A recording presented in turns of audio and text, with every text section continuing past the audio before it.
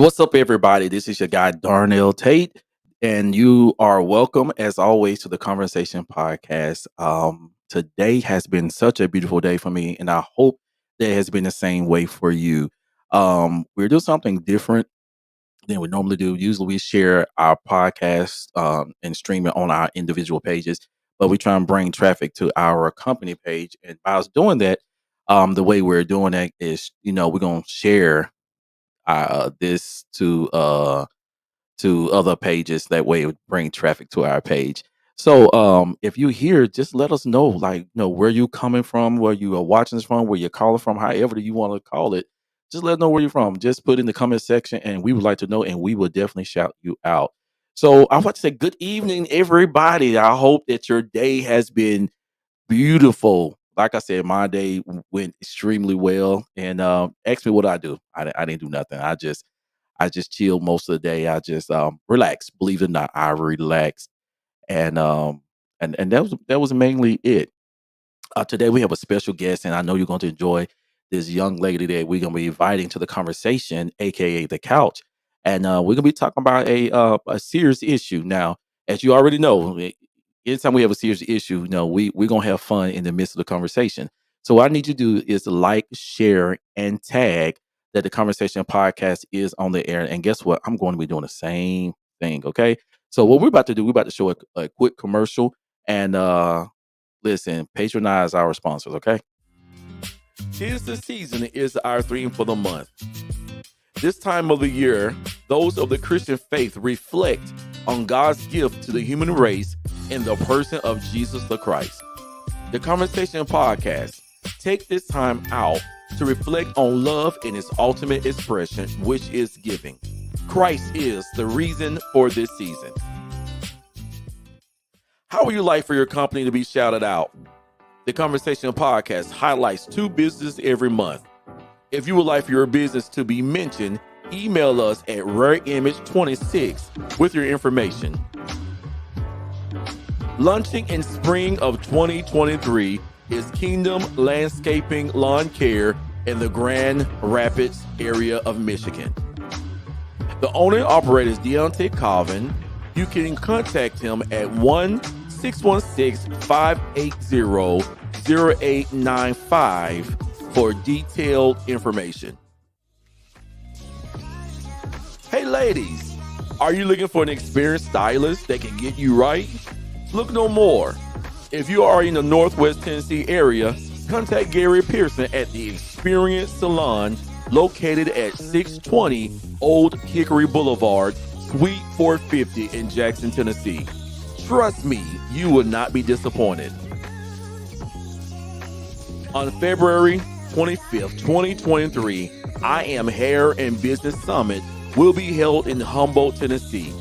Contact Gary Pearson, the host, educator, and influencer at 731-616-5676 for further information.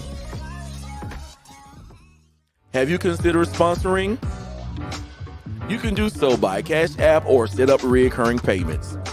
Our Cash App is $RareImage26. For recurring payments, email us at rareimage26@gmail.com for more information. Hey, what's up, everybody? We are back.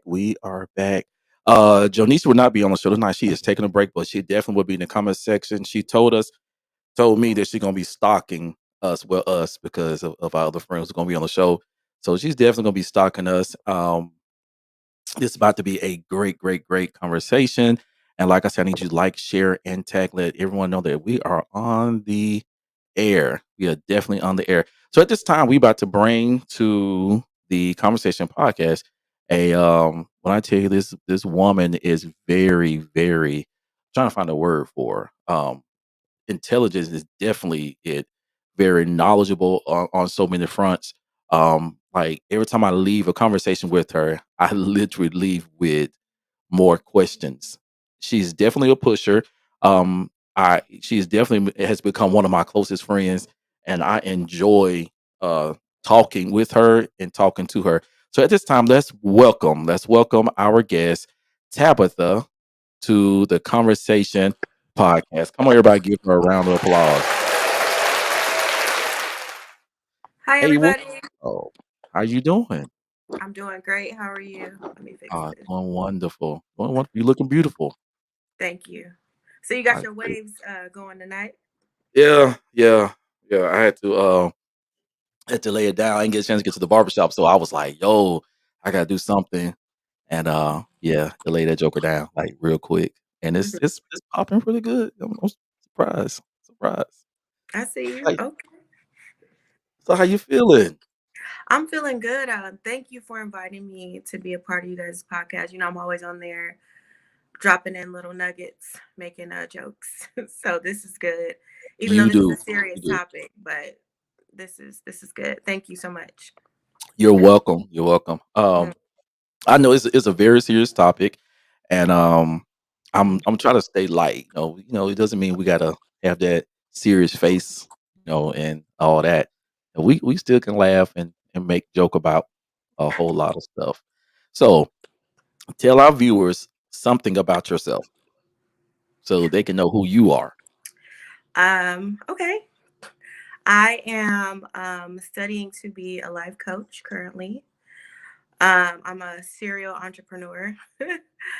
um, I love children, and I love God and my fish. Your fish. No, so sorry, I'm just making jokes, guys. But Like, good. really, I'm a person about truth. I like to make sure that I have an understanding. I try to provoke thought into people. I like for people to actually have an opportunity to think in a different direction, think in a different way, because we get caught up in one way of thinking and we get in a Yeah. box. So I like to promote forward thinking. And So you that's good at that. You well, are thank really good. Just last night, we have our conversations. And so I got phone with you last night, and I was sitting there just thinking, like, what can I do better to push myself forward? Like, you. how can I evolve more? Like, this chick got me like crazy. Let's shout our people out. Mr. Gary Pearson. Hey, bro, how you doing, man? How you doing, Mr. Entrepreneur, man? He's gonna be on our show in February. I can't wait to talk to Oh, him. awesome. Yeah, man. He just opened up a hair salon, and Okay. yeah, I made a joke about last week. I said the boat does float, and Jonisha made a statement that she don't know about that, whatever. But yeah, we floating. Well, barely. Hey, Bishop Kenny Simmons. Hello, Bishop. How you doing? That's my pastor. That's what I'll be talking about all the time. Oh, hello, Pastor. Yeah. Hey, hey, Auntie. Hey, Wonder Tate. That was our winner the other week. Oh, y'all, Oh, we that's giving great. away a prize this week too. A $25 gift card. So stay on in order to win it. All right. Stay on. Stay on. But yeah, you are definitely a pusher. You definitely a Mhm. pusher. And I'm not quick to say what I'm about to say. I believe that like this connection is a God sent connection because even Yeah, when it comes down to my personal life, it's like, okay, D, what you gonna do to make yourself better? And that's what yeah. friendship should be about. Yeah, I think, God has a reason for everything that he does, right? Mhm. And sometimes when we're in a space where we're unsure, he will send people to help untangle the cords, right? Yeah, So I mean, thinking not strange. And I'm able to glean from you as well. I'm learning a lot about things that I would not have normally thought about, just in regards to ministry and church and things like that. So it has been very helpful. You're helping bust some of the myths that I have run into. So it vice works out versa. good. Yeah, yeah. Vice versa. I like that. That little synergy effect. Yo, I like that so much. Hey, Miss Christy Coleman. Hello, glad you Hi. on. Hey. So you ain't gotta be nervous. You got your own podcast and No, I'm look, not. I I'm seen actually. your Let me tell stuff. y'all. So I don't have the fancy. I'm traveling right now, so I don't have my setup. So I'm holding the phone. So I'm trying to like keep it still for everybody, but yeah, I'm not nervous. But I do have a podcast. It's called the Hallway Podcast. The reason it's called the hallway podcast because in life we're either going out, coming out of something, or going into something, and so that is the place where we take the opportunity to figure out what our next steps are to do the work, the healing work, the rejuvenation work, whatever we need to do before we step into that next door. So Man, y'all, I'm telling y'all gotta check it out. Tell them what platform is on. it's on Clubhouse, it's on Instagram. We will be starting back up January 6th. So it's going to be every Tuesday and Thursday. We might switch the dates, I'm not sure. But we talk about everything, relationships, to politics. We talk about everything. Nothing is too small or too big or too uncomfortable, what I like to say. Sound like my type of conversation right there. Absolutely. This is Yeah, the conversation. So that was a plug. absolutely. So, Okay. girl, hey, glad that you on. She's Hi, on our page, girl. so she's showing up as the company. Uh, Bishop, we about to get into this conversation tonight. Um, what is the focus? Tonight we're talking about depression and suicide. Hmm. And it's a heavy conversation, and I'm not trying to be a downer with anyone, but just trying to bring some light. I think the more we talk about things, it won't be as heavy as we make it to be. It'll be a normal conversation. That way, people won't be so so afraid to say, "Hey, I'm not feeling well." So, Yes. we was gonna talk about something else. We had a whole relationship conversation that we were about to had, and a tragedy struck, which kind of opened the door of something that was already on my heart. Because this time of the year, which I had a conversation with Joe, I was like, "Yo, man, um, that's an underlying current that happens during this time of the year, and people know how to put on a good front and they smile, but they're really down for many different reasons. And I Hmm. don't understand, and I'm not a therapist, but I know my personal experiences. I don't get, why is this time of the year? Maybe it's it gets dark quicker. I don't Yeah. know. But we're gonna have a conversation about depression, Yeah. and our experiences and things like that. So, Yeah. have I you? think I Go ahead. think you touched on something. So my opinion on what happens is that it's the pressures of the holiday, right? So there's this ritualistic thing that happens every year during the holidays where people feel pressured. I got to buy all these presents. I have to buy all these things for my kids. I got to decorate a tree. I got to, everything is go buy, buy, buy, make yourself feel good for this season. And you haven't been feeling good all year. Mhm. But you got to put on a smile, put on a good face, bring the family over that you ain't talked to in months. Playing the part is what I like to say. Not saying everybody, but when you have to put on that level of a facade for a month or two, right? And you feel the pressure because you want to impress people that may have thought that look down on you. It's a whole thing. And so you kind of implode quietly with a smile, and then after the holiday is over, you find yourself stuck with unwanted bills, pressures, things you shouldn't have done but you did. So you spend the rest of the year digging yourself out, you know, and that can send people down the rabbit hole, spiral into depression and not feeling good enough, and sitting in the space of I shouldn't have made those mistakes, right? Without Yeah. giving themselves grace or trying to figure out how can I do something different next time. So You know, it's a you lot. said something. Like, my mom had changed churches when we was I think I was about 10, right? Hmm. And so the church taught, and I know a lot of people may not like what I'm about to say, they taught us that, Santa wasn't real and things like that. Now it no lie. Can you imagine finding out that Santa isn't real, at Mhm. 10? I'm looking at my mom, my dad are like, why you lie to me? Like, why you telling me this lie for? And so one thing, it put things in proper place because, as a kid, they tell you be good all year long. This is what you're gonna Mhm. get, right? So Yeah. once I realized the truth of things, I began to realize the struggle. Yes, Joe, the lies, right? I began Yeah. to realize the struggle that my parents was having to make sure that we had a good Christmas, make sure Yeah. that we had something we could brag about, and Mm, it gave me a level of appreciation for what my mom, because at the time my mom and my dad, had separated, what mm, she was trying to do for us at that moment. And also, they taught us like, "Hey, don't try to be part of the rat race. You do for your yeah, kids all year long. If you yeah, can't, you know what you have provided for them all year long." So it freed us up, and I yeah, was young, I didn't really get it, but I got it. So when I yeah, got older, I was like, "Look, I got my babies, like, I do for you all year long. Like, I yeah, buy you whatever you want majority of the time.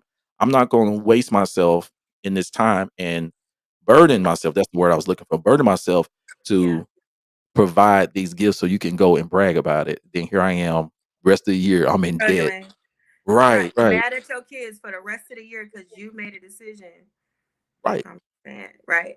No, and look at this. There's the funny part about it. Like when they tear up that toy, you just want to cuss them out real hard. Yeah, because that was your money. You looking like, Mhm. I know I grew up differently. So for me, we didn't, Santa, who is that? Okay, because I buy these presents, I go to work every day. You will respect me. You lucky if you get a gift. You Yeah, know, Christmas was not about gifts and presents in my house. It was about, Jesus Christ. It was about the manger. It was about everything. And so I didn't grow up with that traditionalism, but a lot of people around me did. So I had to be I was taught, don't go to nobody's house ruining their Christmas, okay? Don't go in there telling your friends it ain't no Santa. Let their yeah, parents work that out. And I used to be like, your mama bought that. They yeah, had elves hanging up and all kind, but as a kid I wanted that. I kind of wish that like I was able to, experience that because my friends were so happy, but it was like, no, we work hard all year to provide. It's just one day we show you how much we love you throughout the year. So this ain't no different day, yeah, you know? yeah. It's twofold, you know what I mean? It's kind of like it's It real. is. So Yeah. like what I did with my kids, like even though we didn't celebrate the traditional way, now my daughter, she put the whole Christmas tree and stuff like that. But I made sure that they had a good Christmas. Like they enjoyed themselves. We did things like we built gingerbread houses and we played games that where they can have an experience. You know what I'm saying? Yeah. Because I know some people that didn't believe in nothing. They was like, "No, we're not doing nothing." I mean, because we're not celebrating that at all. But you're right; it's that rat race that Mhm. that happens because of the time of the year. And you did bring out that valid point. That's a good point right there. Um, but it's funny, even those who have the ability to give and they have all the money in the world, that depression still sets in, that darkness still sets in, and it's crazy Yeah, how it because does. money doesn't buy peace. It doesn't buy peace. Doesn't get rid of loneliness. You know, these are like deep seated things that have to be worked out, that have to be healed. There's a process, right? And so we try to fill those spaces up with things and people, and we haven't done the work. And then it shows up when we're alone, right? It It shows does. up when we're at the most inopportune time. We finally get everything together. We get the job, we get the house, and now we can understand like, what is this? Why am I heavy? Why do I feel this way? Right. And so unfortunately, a lot of people do fall into depression. I know for me, I'll just share my experience. Whew, I dealt with depression because I I grew up different, having to take care of myself, fend for myself, which a lot of people have. But all I knew was go, go, go, like survive. You need to survive. Yeah. That's it. So when I finally did get a place of peace, everything just hit me, right? So what I realized is that in my life, when things would happen to me or people would do things to me, because I had to keep going, I had these shelves in my mind. So like, give an example. If you slap me, not that you would, but if you slap me, I was so busy in life that I wouldn't even be able to process that. I have to take that, put it on my shelf, and keep going. And so it got to a point in my life, I think I was like 34, where um, everything shut down. Like my shelves broke and I did not have the tools to put it back together. Like everything fell off the shelf all at one time. And I spiraled. And it was like the darkest time of my life because I had everything that I needed, but I was not okay. And so I didn't even have the tools to be able to act like I was okay anymore. You know, I didn't even Yeah. have those tools. So I had to sit in that and do the work and pray. And I'm gonna tell you, I was praying. I was like, Lord, where you at? You know what I'm saying? Where are you? You know, this is the time to show up, you know? So I can attest to, I would tell people that are in that space, right? Try to be present in the moment. If you feel feelings are, if you feel something, it's okay to feel it, but you need to source where is it coming from. You need to Right. do the work right then. Don't let it pile up on you. You know, that's what the enemy wants you to do. Don't let it pile up. Try to take some time for yourself. Like it's okay to not be okay, but it's not okay to not deal with that. Yeah. Absolutely. I Yeah. agree with you. So this is gonna be like an open, like candid moment. And so like my closest family and friends know about this, okay? So like you talking about that going thing, like something hit you, just keep going.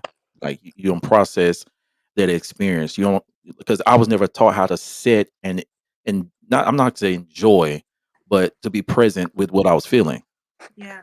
So I just kept moving, kept moving, kept moving. 2.5 years ago when COVID first hit, I ended up getting COVID. So that's a lot that went with that and came with that. Part of that was, the memory loss and all of that. So here I am. I just kept moving. Job closed down. I kept moving. I found ways to supplement my income. Kept moving. Ended up having surgery the same year. Shout out to my baby girl. She made sure all the bills stay paid. Um, That's Kept moving. beautiful. Went back to work. I never forget the first day I went back to work. Like, and this is the God's no truth. I couldn't remember anything. It's like like people. I knew who they were. Can I remember them? And so I played around with it. Like I would joke with, hey, this whatever, whatever, and make a joke trying to figure out now, who am I talking to? Now I know who you are, but who am I talking to?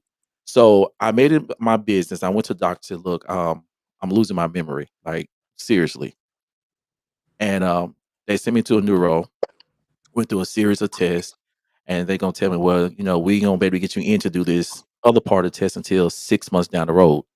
I'm like, yo, anything can happen then. Like, I might be having dementia or Alzheimer's, whatever, and I'll just lose my mind or whatever. And so, thank God, a door came open. I was able to get in 3 months before or whatever, and went in to do the test. And so, I mean, it felt like I was going through a psychological exam, like literally, like they was digging about childhood. I'm like, what does my childhood have to do with me forgetting anything? Everything. And they're Mhm. asking questions about my emotions. How do I process this? I'm like, and so back in my head, like, doc, this ain't got nothing to do with that. Like for real, get to the point. I feel like I'm going through this type of exam. Like, are you trying to see if I'm crazy? Is that what you're trying to do? Like y'all trying to see, they're trying to see if they need to wrap you up and put you in the back. Right. I'm like, are y'all finna put me in a straight jacket or what? Like, what is it? So I'm like, literally. So I'm in there, like, I think I slick got defensive with the doctor. I'm like, and he was having me to count this way. I had to count backwards 7 by 7s. And I'm like, look, who does this? Like, I barely can count back by 2s and 3s, and you have me count by 7s. I'm like, come on now. I'm making fun. I'm being joking. It's But okay. Get free. Get free. yeah, so Don't even worry about it. after it's all said and done, my doctor called me in 2 days later. He said, "Hey, can I meet with you?" Like, "Sure." He said, "You went through the test. We did the lab work. You're not going crazy. You don't have dementia, and there's nothing showing up in your lab work." He said, "But um, there is something that's going on." I'm like, "What is it?" He was like, "Well, you score very high for depression and anxiety." And so, to me, I told somebody that was a sigh of relief. And he Yeah. began to explain to me, he's like, depression looks different on with every person. Hmm. Yes, that's true. And so I'm thinking, I did start doing something because Cheryl had pointed out because she had called me. She's like, "Yo, are you okay?" I was like, "Yeah, I'm fine." She said, "You're doing more sleeping than normal." At this time, I had found myself sleeping like for hours at a time. Like, I can go sleep, get home at 7:30, and I won't wake up to 6:30 in the evening. Wow. Do you know why people sleep that way? What I discovered is so when you're depressed and you sleep, it's when the body has experienced high levels of trauma, it has to start to try and repair and heal itself. Yeah, So if you wake up and you're depressed and you're sad, it will shut itself down so that it can rejuvenate because it can't take anymore. So you wow. feel like you got to keep sleeping, like you just want to lay down, like Yeah, you know what I mean? You find yourself extremely tired, and when you lay down, you down, you know, yeah, and that's your only peace because everything stops. So mhm, yeah. yeah, and Mm. so, months prior, ended up losing my job, fault of my own, but did not know, like, that was all tied in and did not know I was even battling depression and anxiety, and so when I, came to the realization, I really felt free because then I knew what I was facing. And Hmm. I'm that type of dude, some people sound like no, not sound like, but they make up this thing where, I don't wanna know what I'm dealing with. I just wanna just keep moving. I'm that guy like, "Look, I wanna know who the Goliath that I'm facing. Who are his brothers? I need to know all of them." Yeah. When I found out I was depressed, I was like, "Oh, that's what it is? That's my experience? That's what's going on?" And so he gave me an option. He's like, "Look, we can sign you up for some counseling, and medication." So I took my options and, I'm dealing with it, and thank God for answers Yeah. and, moving forward in it. That's good. Yeah. I did not know there was a high functioning depressive type of people that exist.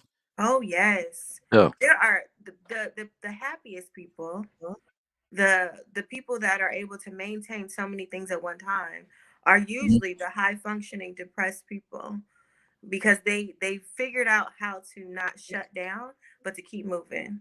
Doesn't mean they're not broken, you Right. know. When you are in survival mode and you don't have a choice, you have to keep going. Like you learn how to, like it's like in the wild, animals adapt to their environment, right? They adapt to whatever surroundings. The forest changes all the time. I'm a nerd, y'all. Sorry, but so they adapt to whatever environment they end up in. You know, Mhm. if the forest burns down, they got to go somewhere else. Like they adapt there. True. My pastor made a statement, said, "Sometimes I think we stay away from the question that I'm asked by church people, and that is, where does this come from? Right now, it is taboo." And I think like, Yes.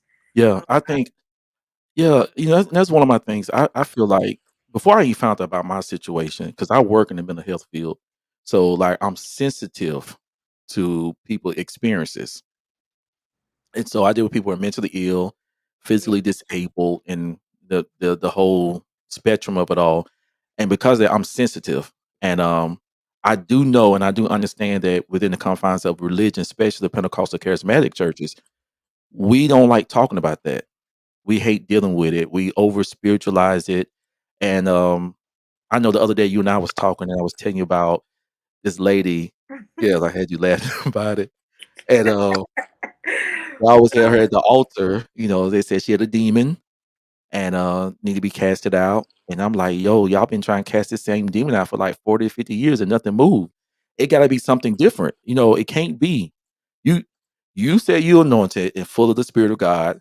Your former pastor was anointed full of the Spirit of God, and the pastor before him was anointed and full of the Spirit of God. All this power and they can't move that.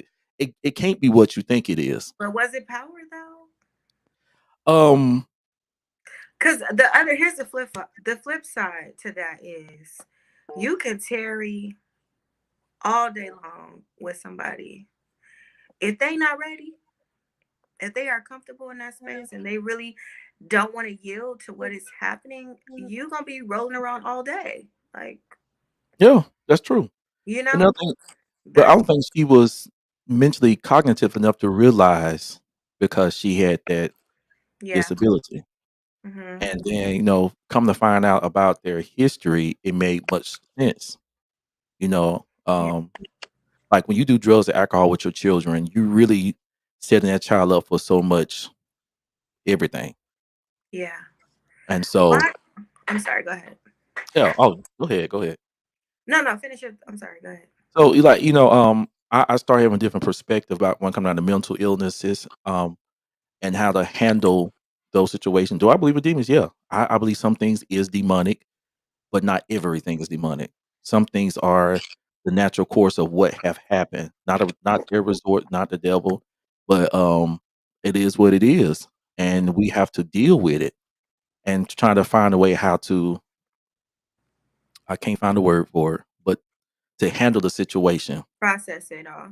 Yeah. Yeah, Bishop, right. A chemical imbalance. Yeah, Yeah. absolutely.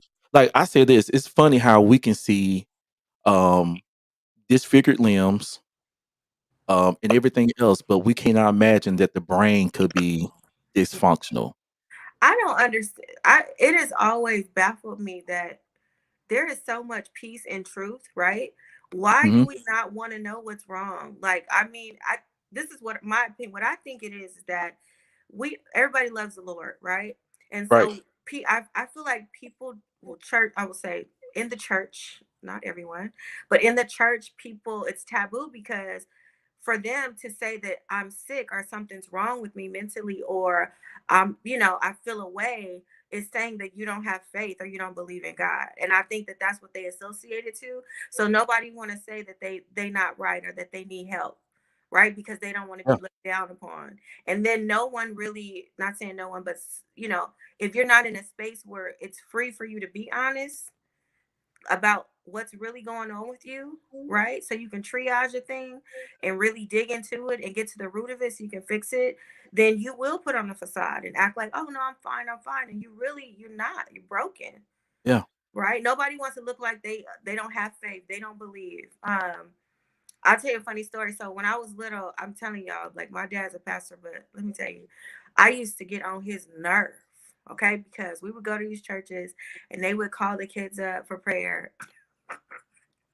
And I was the kid that would get up there and everybody's standing in line, and they say, lift your hands and give it to the Lord, give them all your cares. And, they come around, ask you, put the mic, and here go me. So what does that look like? Like, if I could reach in and give it to him, I would. Did he take it? So, needless to say, They but didn't you put the couldn't mic in just, your as a mouth kid, anymore. like you could not just tell me any. You can't just. You're not giving me no instruction. I don't have no. You're not. Nothing's happening, so I don't understand what's going on. Right. So it's like nobody wants to look like they don't understand the move of God. They don't Mhm. want to look like God's not moving in their life. Because if you admit that you're not okay, then what you dealing with? Oh, it's a spirit. Oh, it's this. People have not learned how to process trauma as a child, as a young adult, as an Mhm. adult, things they haven't dealt with in life. They've just been constantly moving. And so it shouldn't be looked down upon. We just need to get the information to help people. Right. Right. Yeah. I mean, and that's the truth. And you're right. And I said like this all the time. Like, truth actually sets you free. Yes.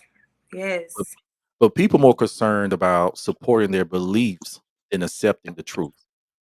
So whatever But their God is beliefs are, truth though. But God is God is truth, truth. right? So how Right. is God is truth and everything else is a lie? So you can't have that and not that. That don't make it make sense, you know?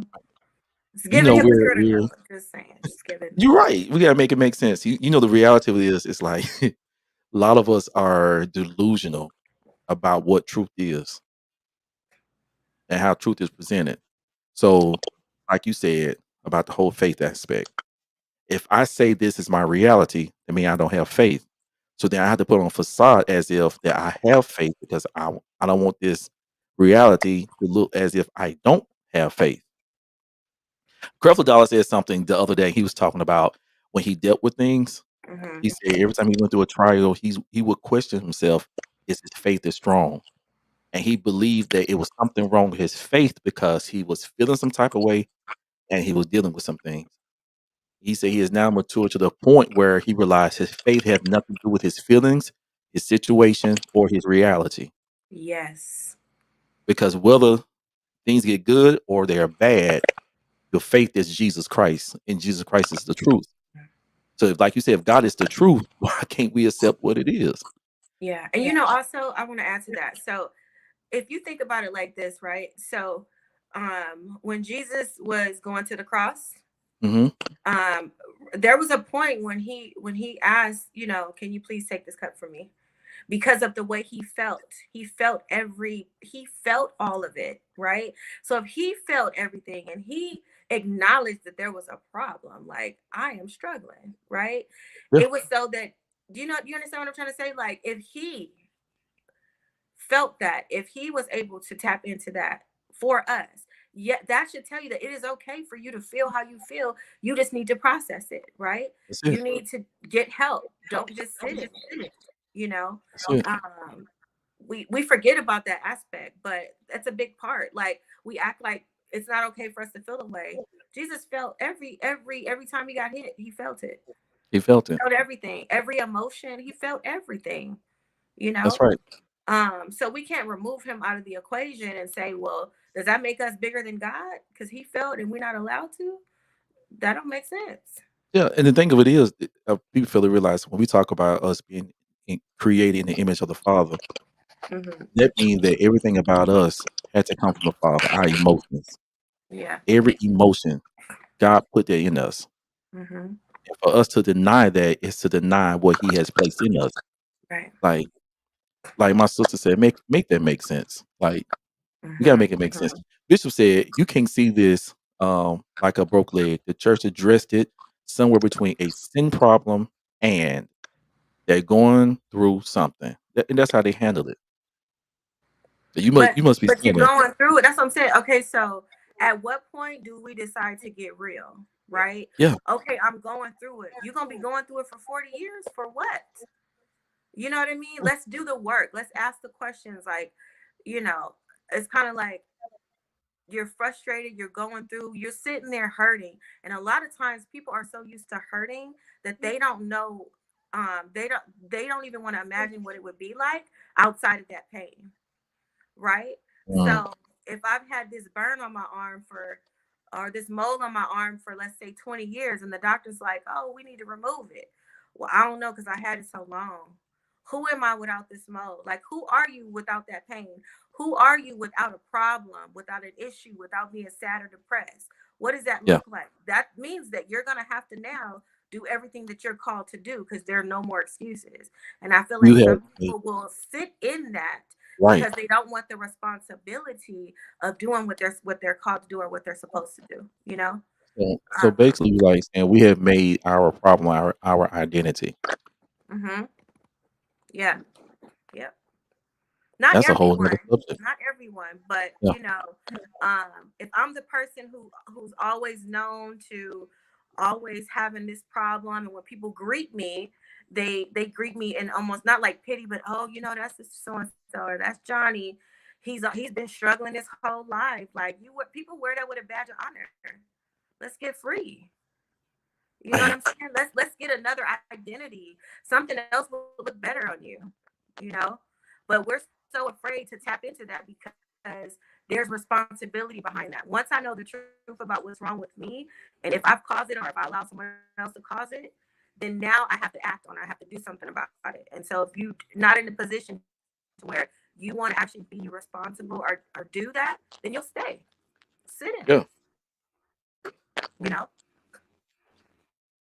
you're right. So You're right.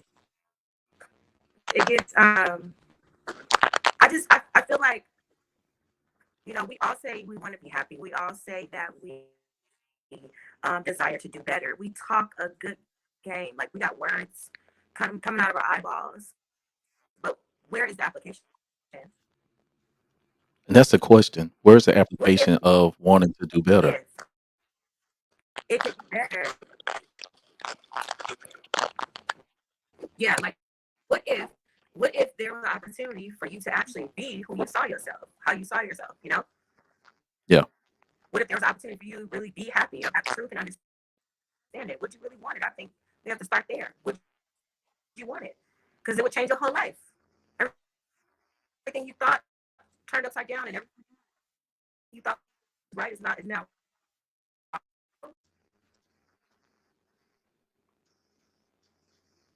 okay. Can you hear me? Okay, y'all, we have some technical difficulties right now.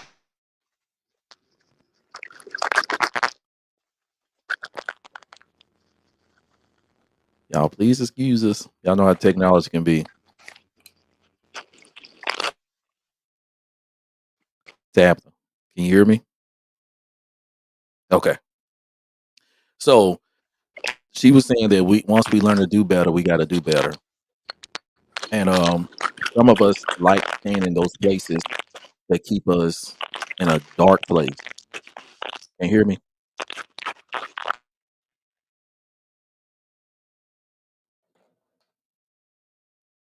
Can you hear me? Say something. I can't hear you. Can you hear me? Okay. Uh, those in the comment section, if you can hear me, please say something because we have Can you hear some me? connection issues right through here. Okay.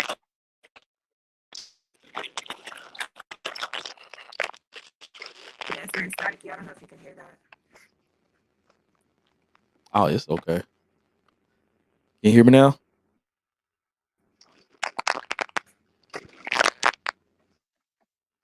Yes. Okay, cool. Um, yeah. So you made a valid point. There are those of us who like to stay in that place of depression. They'd like it. Okay, good. Thank you, Jonisha. Thank you, Pastor. Thank you. Thank you. Thank you.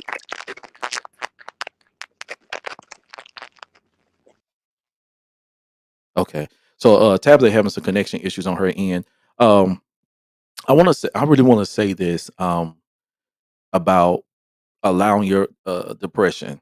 Um, one thing that I discovered with my experience is the feeling that I can't talk to anybody or no one will understand, or I don't want to overwhelm anyone with my situations or my problems. Um, I thank God for my circle. Like me and my sister Jonisha was talking today, which was kind of funny because we was talking about the functioning depressive person. And so I was like, mine was different. She's like, I knew you was dealing with something. I was like, how you know? She said, because you changed. She said, but I had to pay attention to you to realize that, there was a change that you was experiencing. And I told her, I said, girl, that's because you nosy. And so but you gotta have those people in your life that are nosy. You gotta have those people who are so in tune with you that they see that, okay, um, something is wrong with her or him. Something is different. He or she is saying they're fine, but there is something wrong with them. So what you have to do as an individual is this right here. Yeah, Joe, I called you nosy. I called you nosy. Um, you have to make yourself available to those persons that they can hear you, that they can be heard, not hear you, but be heard. Make yourself present without judgment.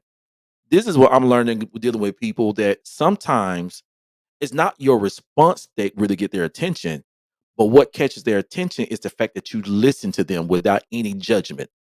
Let them express how they feel, however they feel, what they're going through, whatever they're experiencing. And I had to learn this in my with my sanctified self and my churchy self that sometimes when people are in their moments, there are going to be things that is said that is not always right. I've heard saints get to a point where they were so bogged down that they cussed. Yes, they cussed and I had to pull back and not judge them. Be like, oh, they saved. They ain't supposed to. They supposed to have all God. They supposed to. They know. I had to stop doing that and realize they're dealing with some issues. They're dealing with some traumas, and a lot of times those traumas they're experiencing just did not just happen. A lot of us, me, you, a lot of us dealing with childhood trauma, things that mom and daddy said, things that cousin them did to us, those secrets that we don't like talking about because we don't want to be put in a situation of just so much and we hold it in. And soon as something happens, it triggers those experiences. And the reason why I brought up this conversation that put a face to this thought that was in my mind was Twitch. I mean, a popular guy had everything going. a happy-go-lucky person, and he wasn't the first one. Remember the guy who played Miss Doubtfire? Somebody put his name in the comment section. I can't think of his name right now. Extremely happy, had everything going for himself, and they took themselves out. And the reason why is always unknown.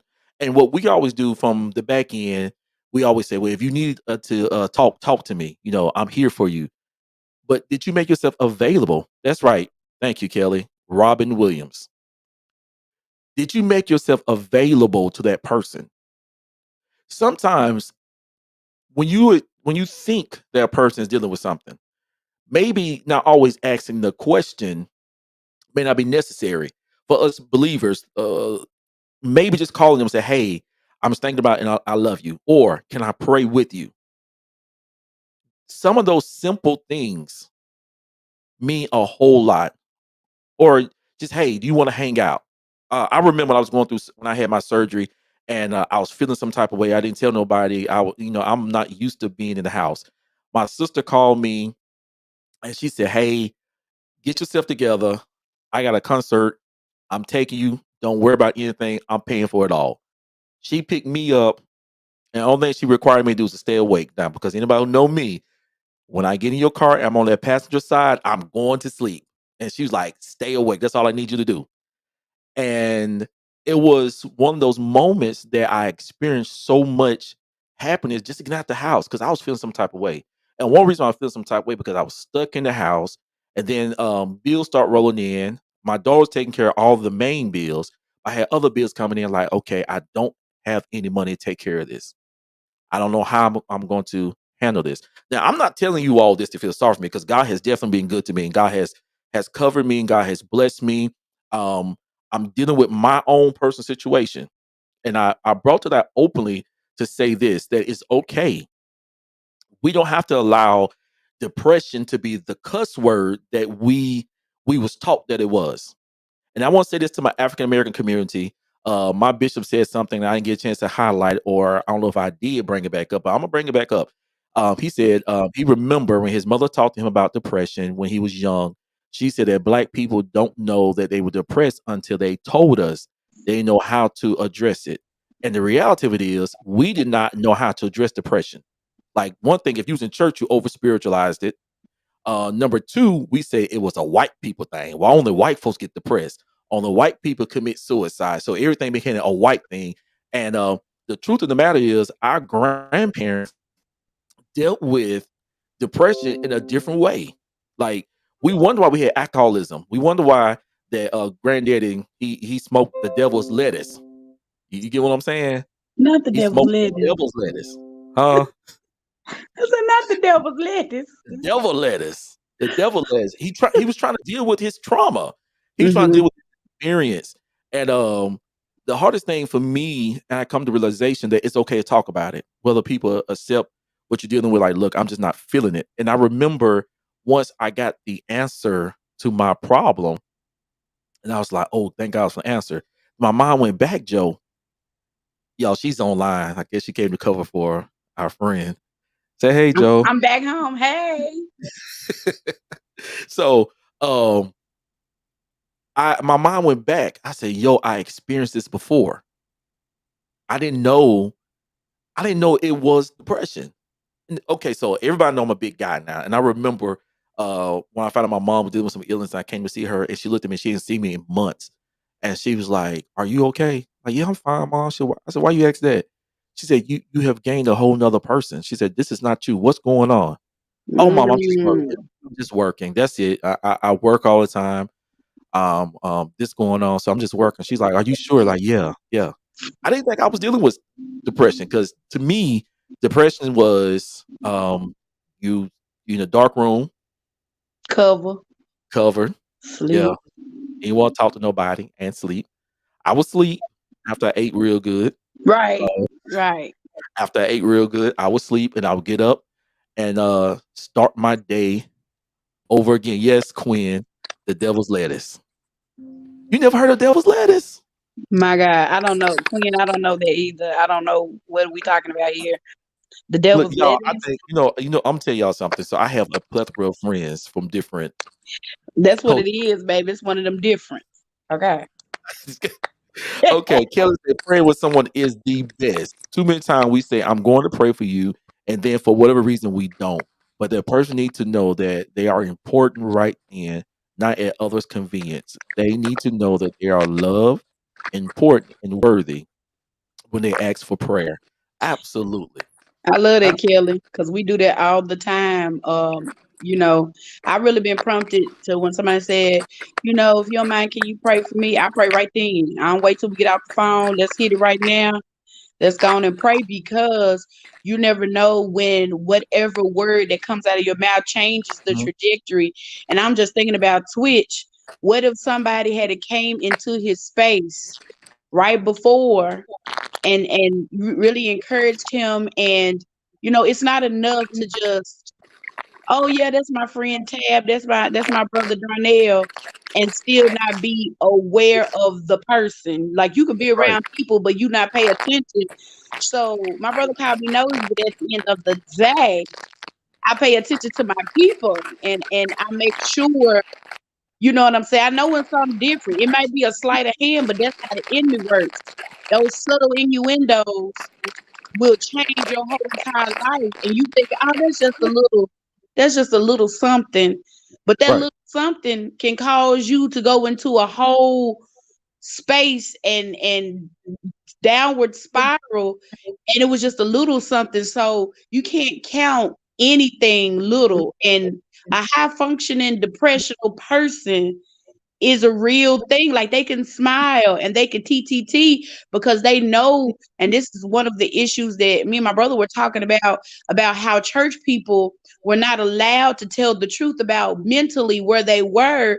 They just put on this church face and they put on the good clothes and got a good shout in, but then they went home defeated, beat up, and all kind of stuff. That's why people can be in the middle of domestic violence and then come to church and be the highest tithe payers, and you never know anything and nobody asks no Right. questions because they paying their money. Right. Right. Exactly. We teach people how to be hypocrites. They may be living what they know what the Bible says, but they learn how to be fake. And I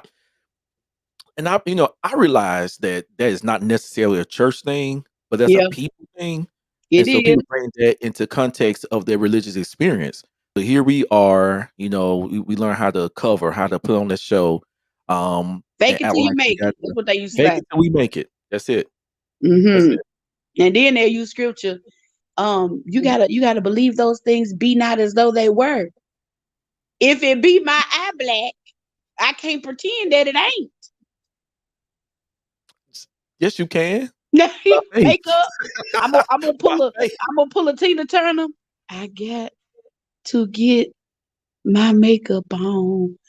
And she was fixing them eyebrows as she was zooted because, baby, she took all them pills. And he had the nerve to say, I kill you if you die. Now, how I kill crazy you is if you that? die. I kill you if you die. I kill you if But you die. that's what we're saying to people when we're asking them not to tell the truth about their mental health. I'll kill you if you die. Mhm. You know what I'm saying? No, we can't do that. We have to say it's okay to tell the truth, but what we have to do is teach them not to wallow and live in that space. This is a temporary space. Let's And see what the solution is to get out of this space.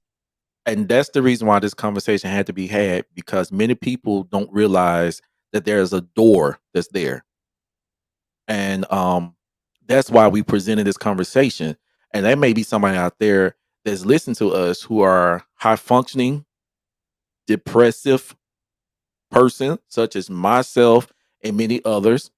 And there may be somebody out there who's under the covers and they in the dark room with the blinds pulled down.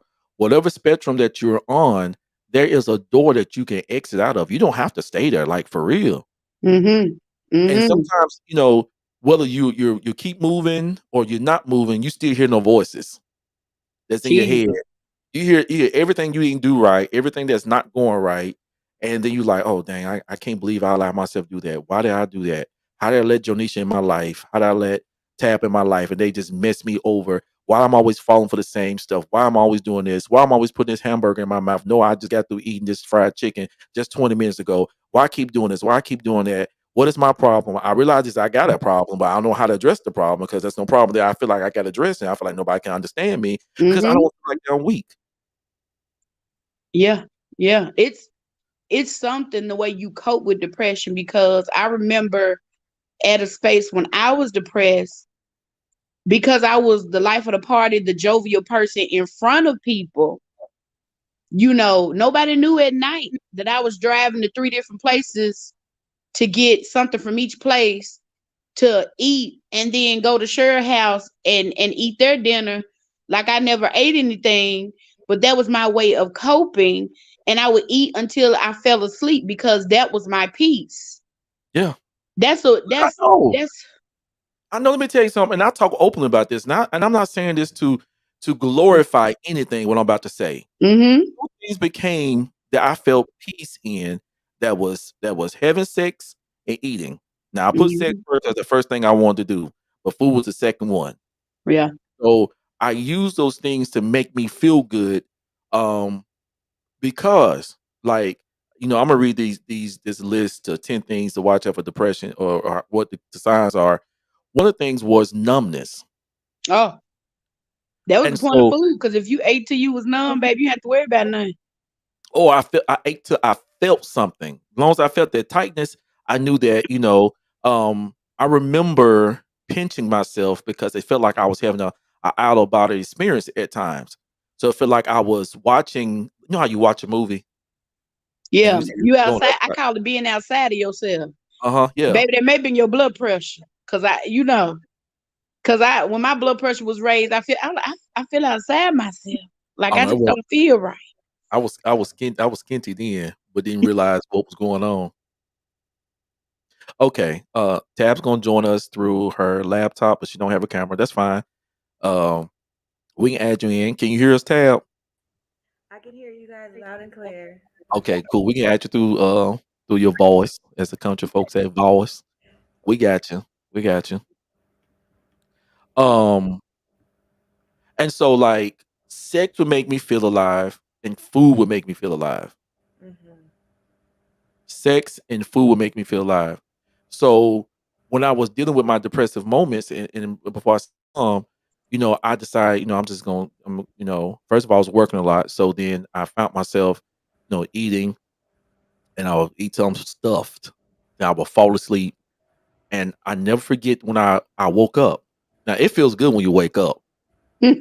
Now it Okay. feels good, but at the same time, it's like, dang, I've been asleep that long. And I remember I got up to a size 54 in pants and a size 5X. And I looked in the mirror the first time and really looked in the mirror and I was like, what the heck was you doing? Cause you don't realize I didn't realize I was that big until somebody took a picture of me. I stayed away from pictures, Yep. from cameras. Yeah. Yeah. Oh, I remember that season for me. Do not take a picture of me. Do not post it, anything. Because you live in this false reality, right? As long as it's comfortable in your own space and nobody interrupts it and brings it to your attention, you can function. But as soon as they bring it to your attention, now you got to do something about it. Now you don't like it, right? Now you're Yeah. uncomfortable. Now you're angry. I'm I glad you said remember that. I That false remember reality. That I false remember, Cheryl was like, "Hey, let's go work out," or Jonisha would say stuff in a sly way. You know, she was like, "Isn't that a whole chicken?" Was that fly? That didn't sound fly to me. You gotta hear how Joe say stuff sometimes. It's not really like um a He's tone. It's really soft and subtle. mhm. I be She trying like not to that make folks whisper. feel She guilty. I like be that like, whisper. Like, "This so that is a whole chicken, right? Like, is just that a asking for whole the people in the back. is, is that a whole chicken? Like two breasts, two wings, Two breasts, two two legs? wings, two You out here thighs, eating two pizza, legs. Joe. Did you eat So, two quarter legs?" Mhm. So she didn't express to me like until like I had developed a habit of being at the gym. I had lost by 60 some odd pounds. And she was like, "Yeah, I was worried about you because I remember the time you was at my house and you ate the whole chicken." I said, Baby, "What?" She said, "You ate baby. the whole chicken."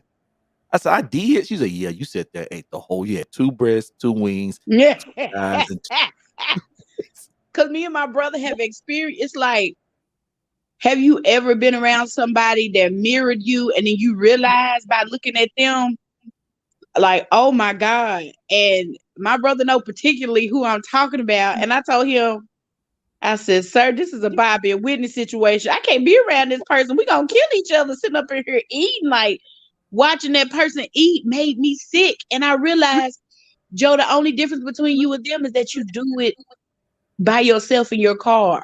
You drive and hide. That's the only difference between you and them. They're just open enough to do it right here in front of everybody. yeah, And so those are the things that we need to make sure that you're not hiding in these mental states, because one of my escapes was make believe. I've been doing it ever since I was little, and it's my adulthood. It started out as a make believe friend, but then in my adulthood, and it's just being straight, honest, and transparent. Y'all know how we do it on this show.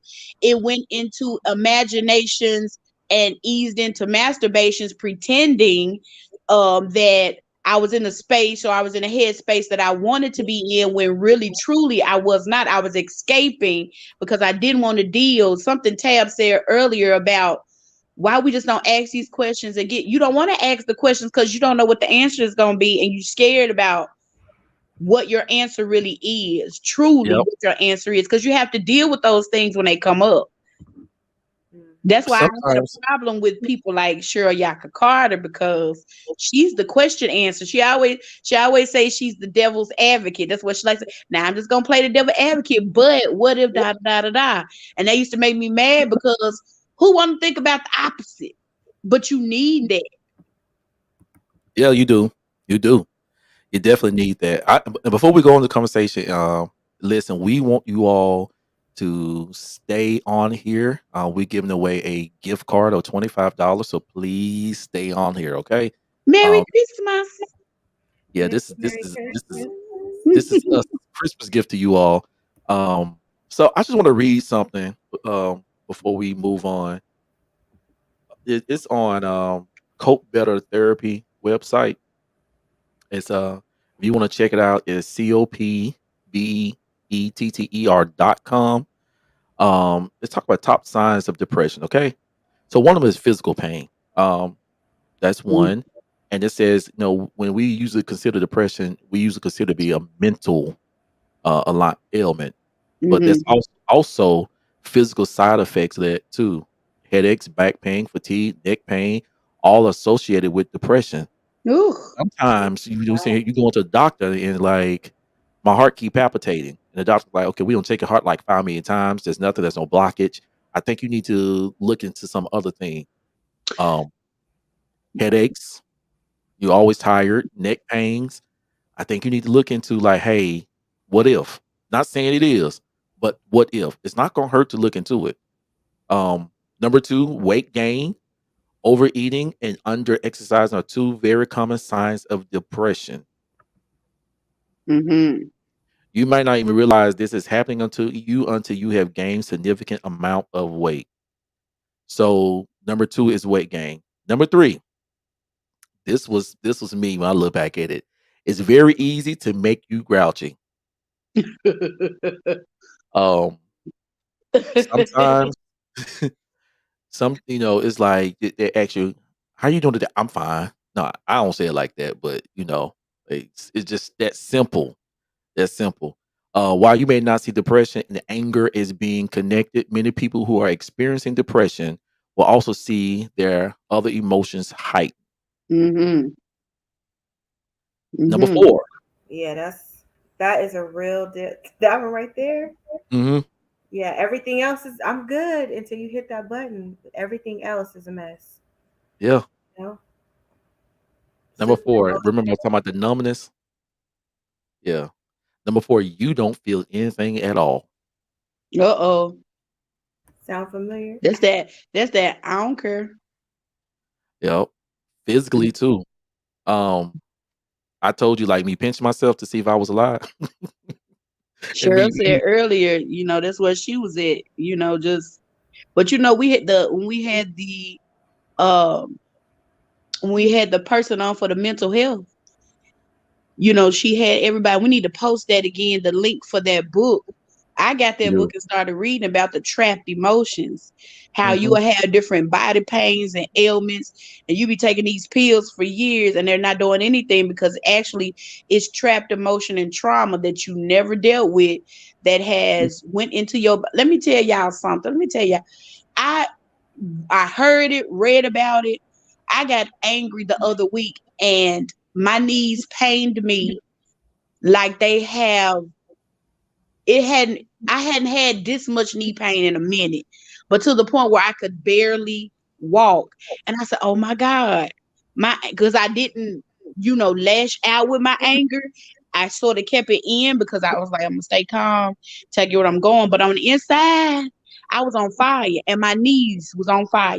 Baby, I had to get somebody to help me off stage.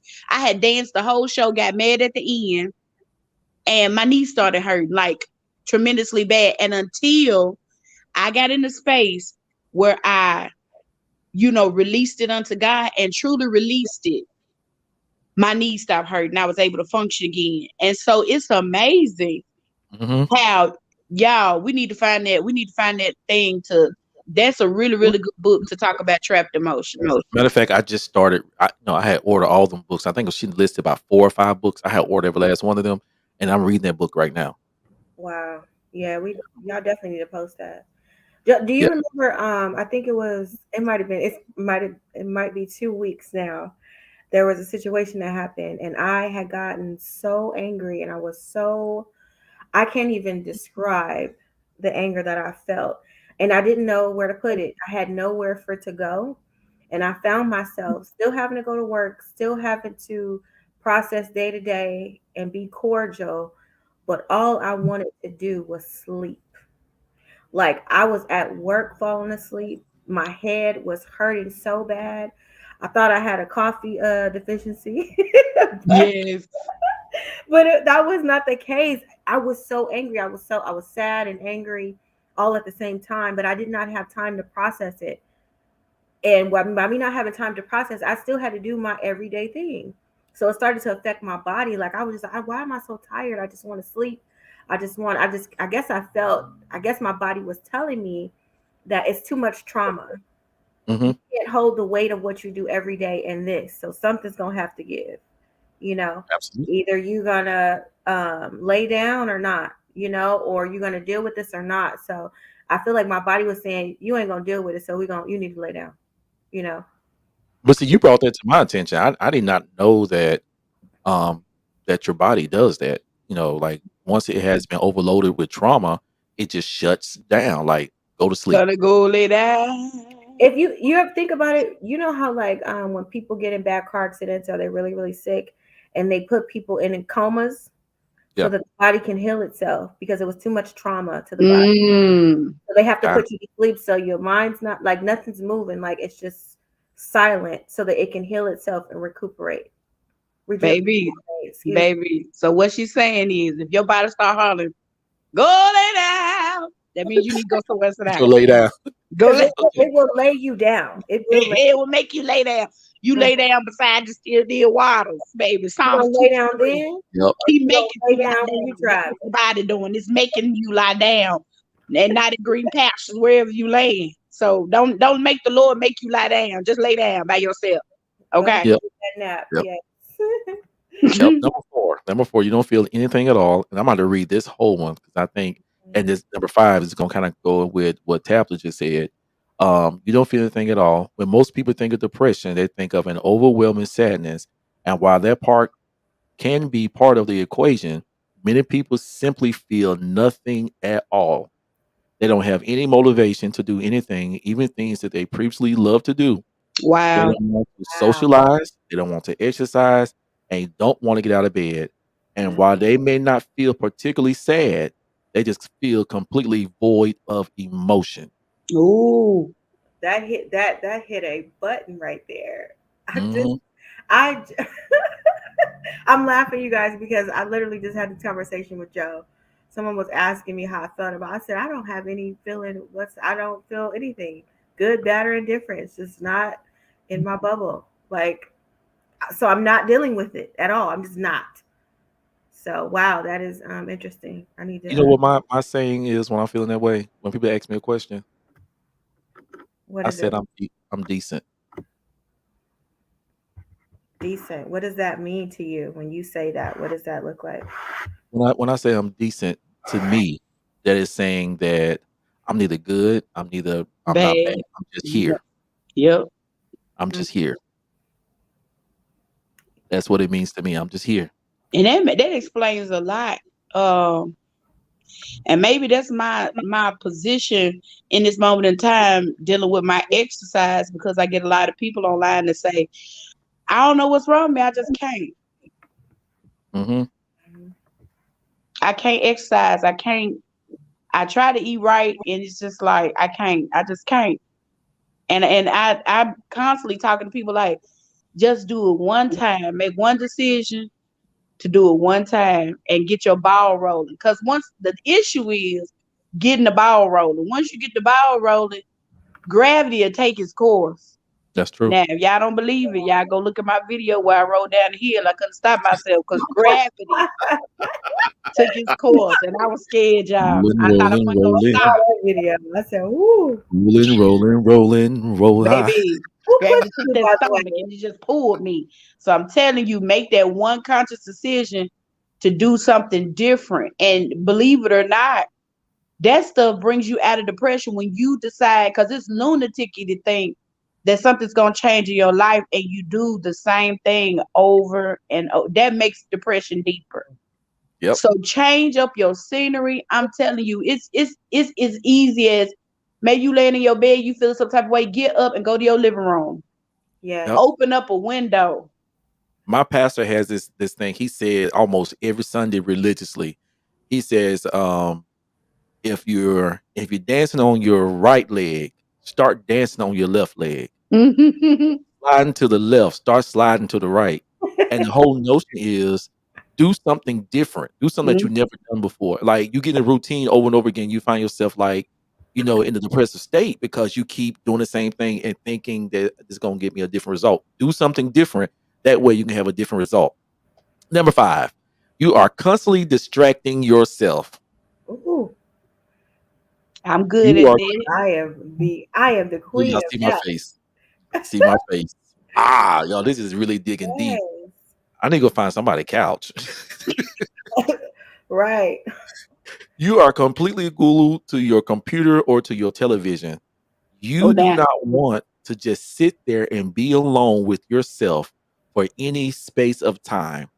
You might feel compelled to go online and surf without any real purpose or point. Many people who feel depressed would try to escape into a virtual world. Can you imagine how many people are depressed just based on number five, guys? Just watching TV all day long. I Baby, you know mean, I binge watch. you know what, Joe? You touched on something. I wanted to add to that. So, I think that we make it big, right? So we find ourselves in this big depression, in this down in this deep rabbit hole, and we're looking at. It's kind of like we're walking down the street. You walking down the street, a regular sized street, and you fall into a hole, right? There was already people walking past you. You fall in this ditch, and what happens is you go, "Oh my God, how did I get in this hole?" And instead of trying to climb out, you sit there because you're upset because you don't understand how you fell in the hole. How could I Yeah. let this happen? We sit in the space of woe is me, I shouldn't have let this happen. So we stay down there when what we need to do is get up, get out of the hole, and as we begin to walk, say, okay, I didn't look down, so let me look down this time. But we stay in that space because we feel bad because we weren't paying attention. We feel Yeah. bad because we should have did something different instead of just doing something different, and we make the hole bigger than it is. So like Joe was saying, like, change your environment. It's almost like don't focus on how big it is, right? One thing at a time, one step at a time. right? Because it's never the right thing to it's never the right time to do anything, but it's always the wrong time to do nothing. Ooh. So if we can just Cash do out. something, huh? Cash out. Look, No, give her a hand clap. She deserve a hand clap for that one, baby. but you know what I mean? Baby. We just need to do something, right? And we want the something to be so big to pull us out of all of it. And that's not going to happen. It's not the reality. We didn't just fall in it one day, it was over time. We created Yeah. a pattern of this depression. We created a pattern of sitting in front of the TV and eating and, having sex and doing all these things to cope with the pain. So we're not going to fix it overnight. But if I do one thing every day, if I come in every day and I put my shoes on the left side of the bed, when I come in tomorrow, I'm gonna put them on the right side. When I go to work, I'm gonna move my cup. It's the little things creating brand new habits for where you are, and then you'll look up and you won't be the same. You will Yeah. have done the work, and then you'll be in a mental space to deal with why you fell in the hole because now you're moving, That's right? it. That's it. Well, let's talk about why is it easy to practice the bad thing, Mm. but hard to start a new habit of a good thing? Because just think about it. It takes 21 days of repetitive something to make a habit of something. And we'll do something our whole entire life. And then when it's time to do something new, to be consistent and to be better, it feels like it's the hardest thing to start a new practice or a new habit or something, especially if it's bad for you, baby. The Bible says, when I would do good, evil was always present. You can do that. Okay. You Yeah. can do that. But when it's something good for you, Mm-hmm. baby, you can go all day without not eating, not even think, did I eat today? Did I let somebody call a fast? Okay. Baby, you Ooh-wee. Hello, Ooh-wee. everybody. Oh Lord, Jesus. baby, just Look, crunching on chips for no reason. I just want to look, thank look. Then But you isn't start the talking about, question I'm a like diabetical. I'm a that? diabetical. What they call it? I The gotta find me. sugars? her. Won't Like, we use we it? got the Where sugar. my friend at? Yeah, I you ain't know I'm gonna a even call, I ain't gonna diabetical. even call my friend out, baby, but baby, I used to love her because she'll pull that. I got diabetes. Don't do that. You just want it. Don't do that. But you know something? Let me say this. It's kind of like you got that old mattress that you don't build the groove into it, Yes, Lord. Baby, that and ain't no groove, baby. Them springs is broke. but those springs are broke. But It's your you found comfort the zone. comfortable spot between those 2 broken springs, and you lay, Right. when you get in That the broke bed, you find in. yourself falling right back in that space, and so you Mhm. realize you need to get a new mattress, so you finally get a new mattress, and you complain about the mattress. This mattress is so uncomfortable and this whatever and all that type of stuff, and the truth of the matter is, for years, you got used to, like, she hit on it earlier, you got used to that mold. You got used to that trauma, and that trauma has became your identity. So Mm. some habits has became a part of you, and now you Yeah. got to work against what you felt like was you to create a new you, and it become harder because we are people of habits. Once Yes. this habit has set in, and we've been doing for 25 years, and somebody else present to count out that negative habit with a positive habit, we find ourselves stuck and we fight against it. Like, and it's just human nature. Like, we fight against that which is good for us because we so used to doing what we've been doing. Which poses a question. Who is Who is So what? Because I was who just is I mean, I'm tell you why I said who is Who's I? If what you identify as about yourself to say that. Come on. was taken away today, Hmm. who would you be? Who am That's a I So good question. if I have who am I if I have nothing to complain about? Who am I if I have no pains and aches? Who am I and what level of accountability am I called to? Who mm-hmm. and am I afraid of that person? Now I have Mm-hmm. no choice but to be great and walk in my greatness. Mhm. I need Absolutely. somebody to put Fear that in. of Who is the I know it don't fear. make no sense. Put that in the comment section. Who is because that's something you need to think about. Yeah. Whatever you put your value in. I was talking to somebody the other day. that would really put a value in. They made the comment. It's like Steve Urkel to Stefan syndrome. That As was you long and as I talking I'm about that. Stefan, You and I everybody was talking about likes that. it. Yeah.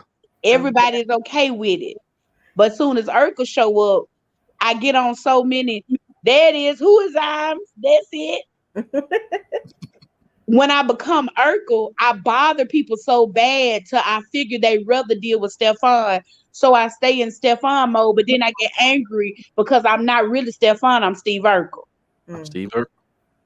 But guess what? Stefan is part of who I am. I always had that suaveness. You just didn't see it.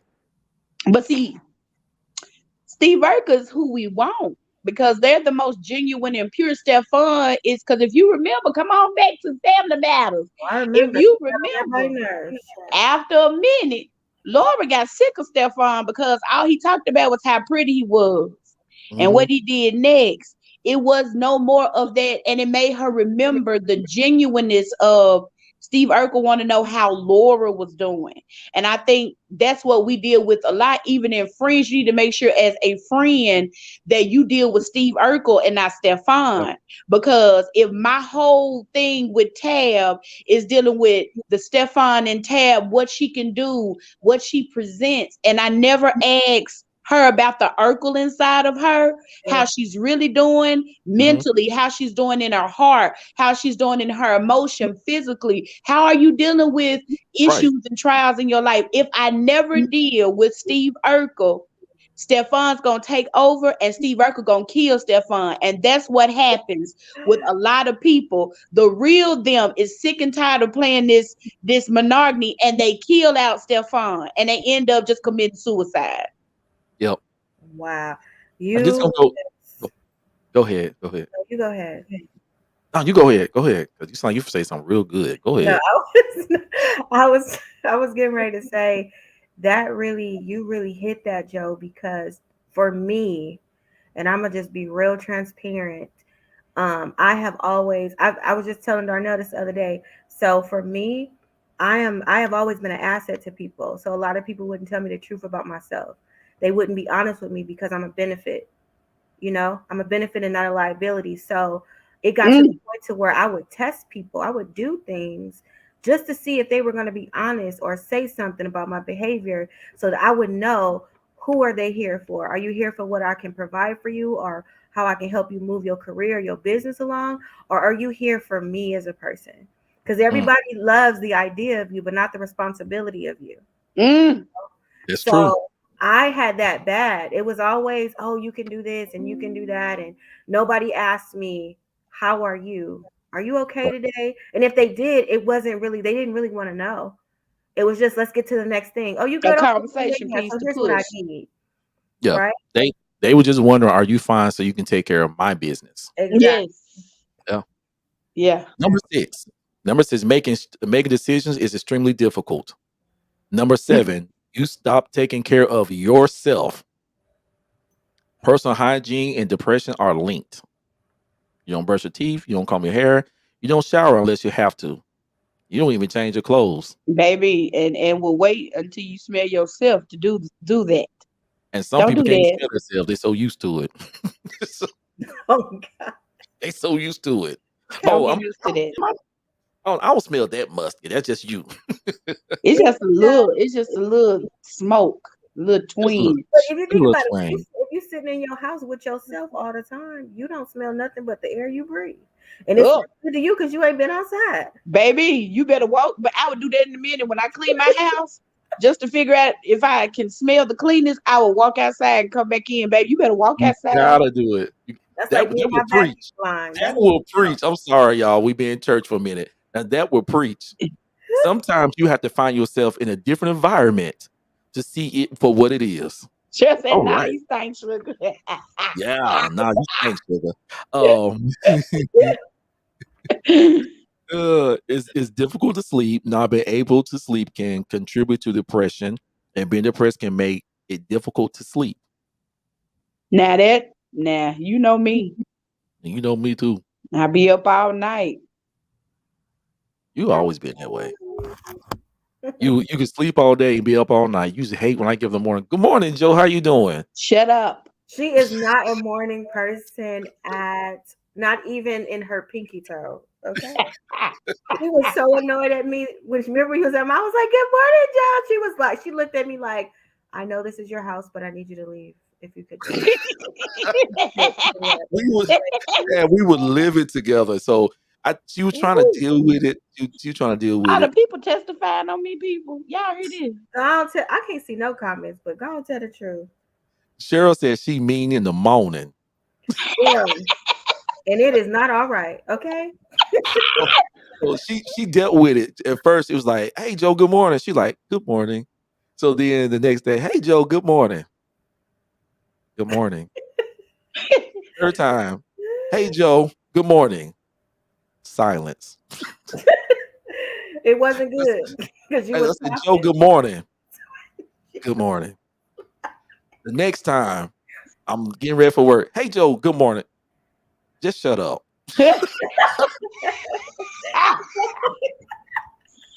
I mean, I'm a little better because I have to be, because work causes me to be morning. It's still not early. It's mid morning. It's like 9:30. My brother want to get up at 6 a.m. and 7. Good morning. Sorry, Joe. Mm-hmm. She held us Uh, together a little bit at my house, but that second day, let me tell y'all what happened, okay? That first day, I feel like she felt like she was a guest still. You know what I mean? Like, oh yep. hey, she was like, "Good morning," and I was like, "You good? You home? You need anything?" Blah blah blah. And she's like, "I'm fine." Okay. That second day, I got up. Good morning. She looked at me as though, "Why are you talking to me? Why are you not laying down? Wasn't your door closed? What's going on?" Someone like I was like, "Oh, okay, so you're not hungry. You don't want me to open a window. You don't want me to. No, no sunlight. Okay, all right." No sun till about 11, 12. Yeah, she was not having it, y'all. And I'm That's the reason I'm why. super in the morning, like, hey, That baby whistling with the birds and exactly. coffee and what's that bowl? Acai bowls and I stuff I like saw that. you. So Tab, so we was talking about our business. And so when I first started, I wanted to do the radio. Jonisha like, I'm gonna do podcasting. And cause podcasting. After a while, I started loving doing the podcasting. Joe, like, you know what? No, I'm a night owl. I think it'll be best if I do the midnight train, the Georgia part. Come Okay. on. Cause I don't like getting up early in the morning. So when the business really kick off, she said, I'm gonna work at night. Yes, I am. She that too. She ain't talking to nobody in the morning, that's for sure. So number 9, it is difficult to concentrate. No matter how hard you try, you cannot concentrate on what you need to concentrate on. You might you might be distracted by negative thoughts, or you might just find that no matter how hard you try, you cannot get your brain to focus. That is so Mm. true, y'all. That is so true. I used to think something was wrong with me. I promise you, I used to think something was wrong. I told my doctor, I said, I think I have ADHD, which I do believe I do. Because Joe said something the other day. She said, "Brother," she said, "I see your ADHD." Your I'm slip is talking to handed. him and he starts to hold up conversation. I'm like, My mind already left that conversation. Like, I'm He got what done. he needed out of there and left you there, Joe. Yeah, yeah, I left it still. there. I had to go back and pick her up. She said, "Why are you talking about this?" I said, "Oh," I said, "That's connected to what, she was still at that point, but I had moved on." And so Baby, I I came had to to take visit her along. Tennessee and baby, he left me. Because Yeah, he I was wasn't present. He was only present for that moment what he had to say, and then he had left. He came yeah. and chopped it off, and Yeah, then I had to go back and get them, bring it to Missouri with me and say, "Oh, this is why we going to Missouri." Um, Number 10, you feeling anxious. You find yourself not just worrying about things that can happen, but things that probably would never happen. You can find yourself, you find that you're extremely anxious so much that sometimes you just hide in your home to avoid doing things you need or want to do because you would have to interact with people or do something about which you are feeling anxious. Mhm. I think Minister Genuine said something like, come on, so Kim. anxious. Yeah, that's what he said. Get them around Yep. 11:30. I think that's Yeah, now they don't do the rest of it though. okay. I'm not. We're gonna Oh, leave it there. so y'all please y'all this is so funny. This is so funny. Not Minister Genuine. I'm sorry, my mind just went there. Y'all just I mean, enjoy I and mean, You me know, I 11:30. believe the Lord speaks in different uh-huh. ways, and I think, you know what I'm saying, we just don't be paying attention. Because if you think about, no, real talk, if you think about people like Amy Winehouse, that girl straight up said, my mama told me go to rehab, and I said, no, no, no. That was true. That was Yeah, true. yeah, And yeah. she That was ended up killing herself. yeah. So a lot of these times, just because they name ain't minister, or they be, if you listen to some of these songs, especially old school, now ain't this new school, baby, they just period period and they they got a whole song. Yeah. But the old school song, if you go back and listen to Pop prophesy his death, you know what I'm saying, some of this stuff, all this is coming out because we have got to be aware and pay attention. We do. We do. And that's the thing. Like I said earlier, that's the reason why I brought this conversation to teach people how to be aware. And I use the theme depression, the cuss word, because we treat depression as if it's a cuss word. Ooh, that's a bad word. Don't you say that. Mm. Say that. And the thing of it is, a lot of time people be depressed for a long time before they even decide to end their lives. And I used to think that suicide um was because people just selfish. It's because they really feel like there's no other option. No way out, no Yeah, escape. And no escape. you know what just came to me, and this is something I want to bring up to y'all. I have two nieces.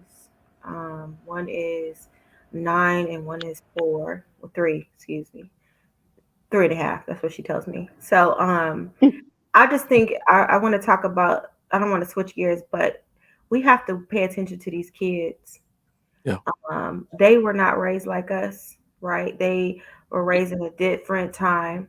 And so when they are telling you that they are sad or they are uncomfortable or they don't like something we have to learn not to inflict our own what happened to us as a kid. Shut up and sit down, go drink some water, go to sleep. Don't, not allowing your kids to express themselves and their emotions, because you have to think they ain't been on this earth as long as we have. We've had time to figure out how to cope.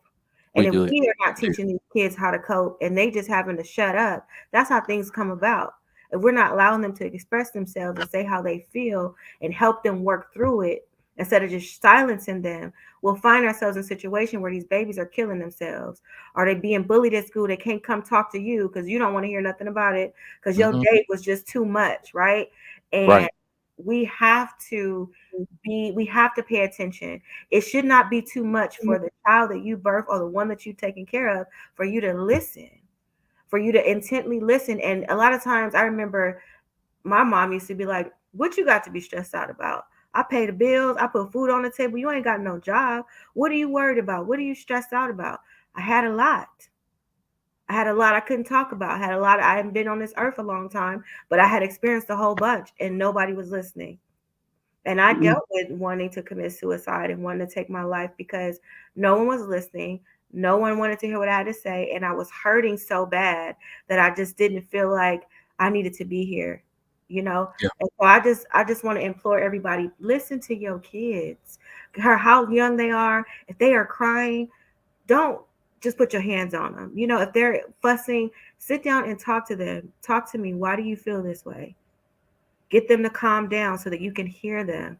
And then go back and do the work like recon. Okay, we talked about this yesterday. So how do you feel today? What did you do today? Did that make you happy? Why, you gotta, that's your kid. Like, you gotta investigate those things if you care. Right. You can't leave it up to the school system. They bringing them in and bringing them out. Right. So Yeah. Right.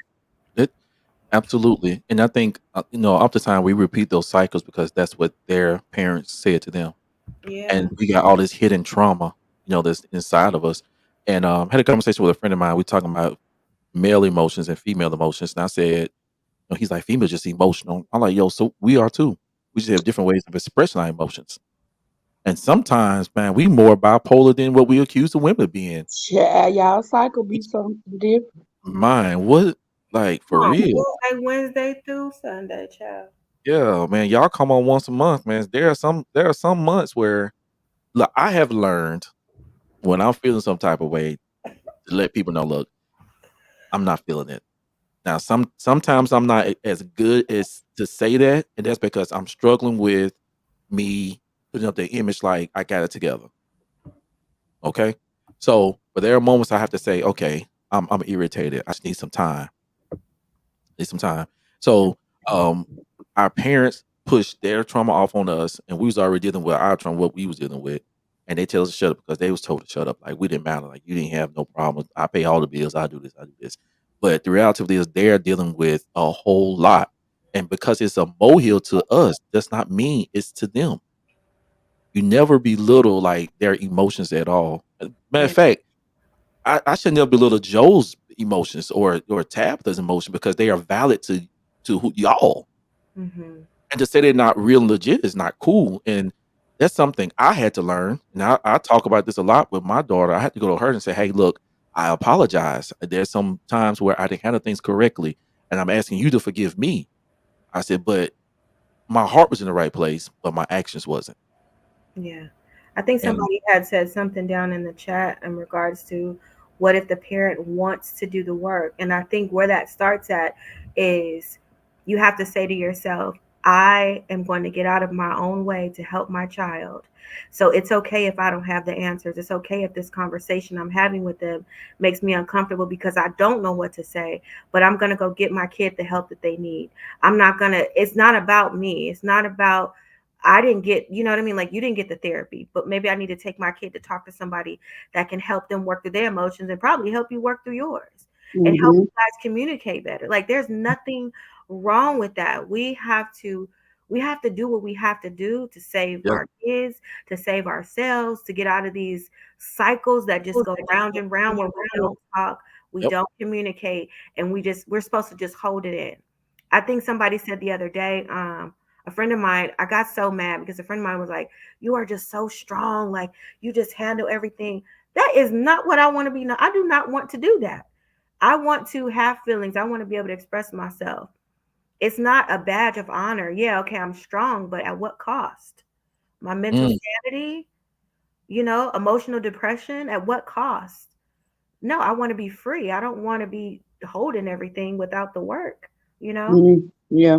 yeah, And let yeah, me encourage those too that perhaps aren't parents, but you are um, around children that you see are hurting, because we do have to realize that some parents are still children themselves, and Yeah. that's just honest. And their children raising children, so it's like two kids trying to help each other grow up. If you are mature enough to handle it in such a way, be that committee of one, be that mentor that that child can talk to, right. and give them, good instruction, nothing that's coming against the parents, but literally give them that space where they can talk and have some kind of space. Because I used to be like, well, that ain't my child now. And once I finally opened up to where I was okay with kids coming to me, it's like the floodgates open. I looked around, there were 14 kids in my house, because they need that space They do. They where do. they can be free to express themselves. And girls, they be like, Joe, you all right?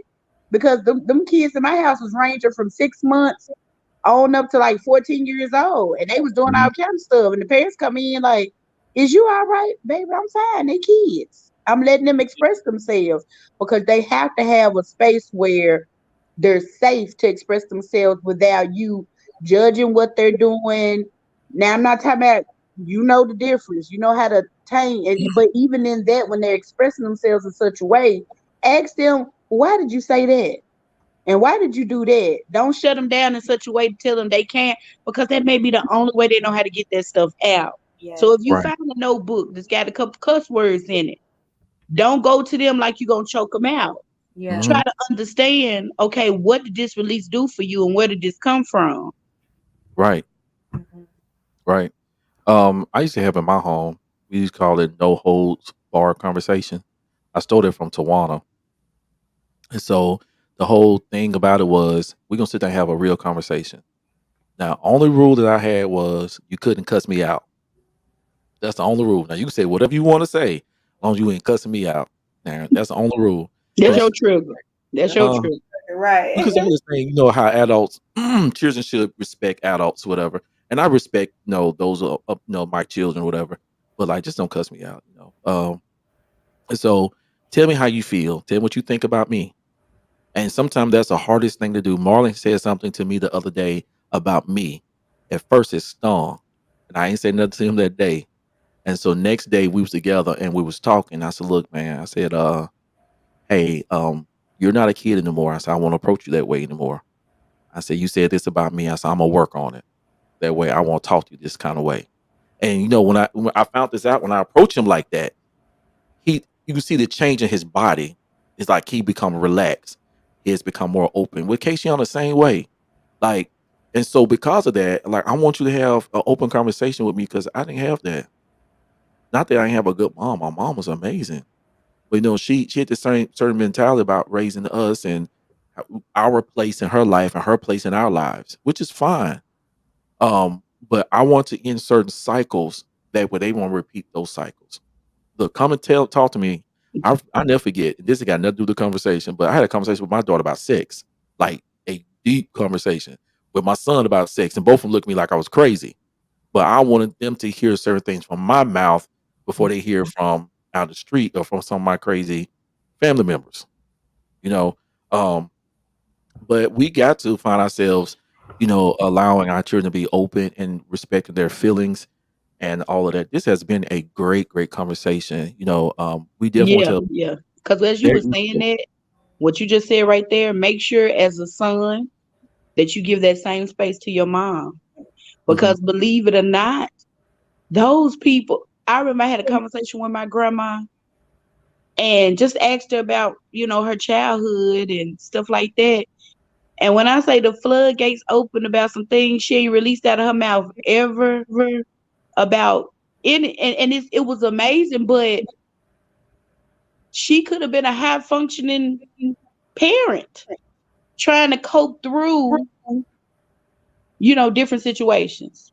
Yeah, So sometimes as a child, you got to step back, like not be so upset with your parent and how they raised you, but step back and give them the open space to dialogue about what were their their child. dreams, what would they hope, what they didn't accomplish, what kind of trauma they went through, and you would be real surprised about how your relationship with your parent changed. Because mine is completely changed.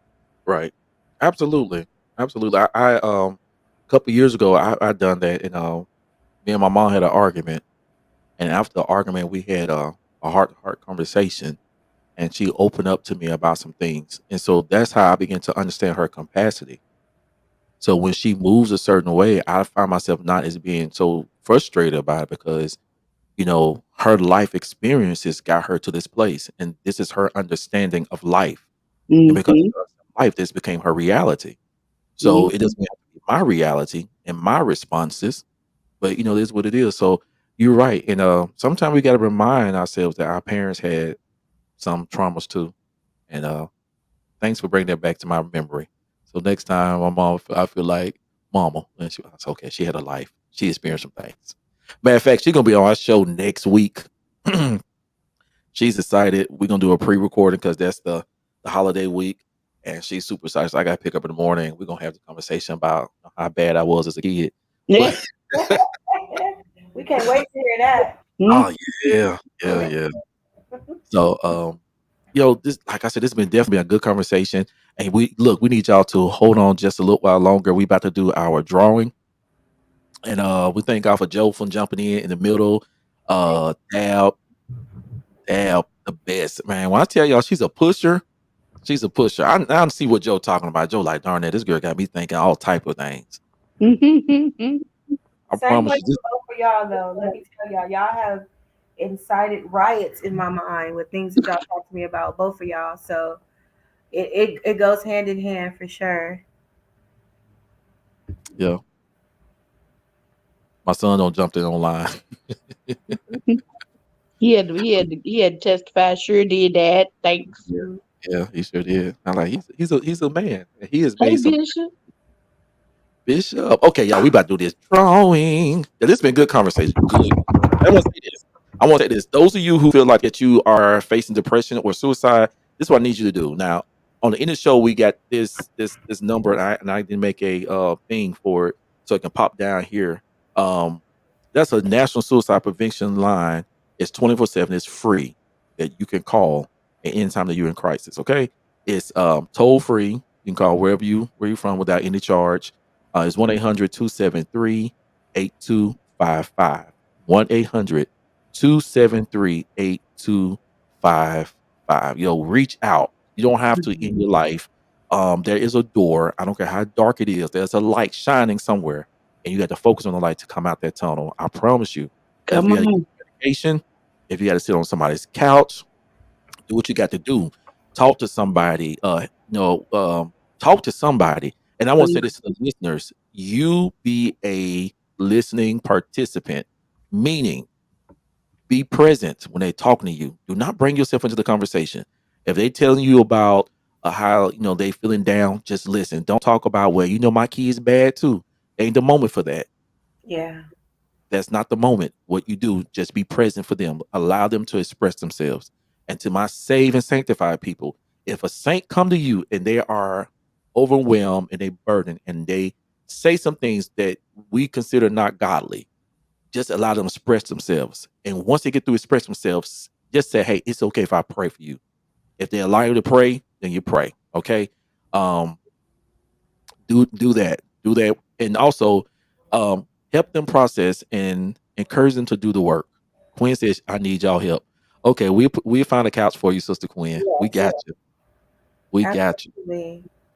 Yeah, once again, the national suicide prevention line is 1-800-273-8255. Y'all, we about to do our drawing, Then the and spiritual the prevention line is 111. Come on, one for the one Father, one one one for the Son, and one for the way Holy down. Ghost. Woo!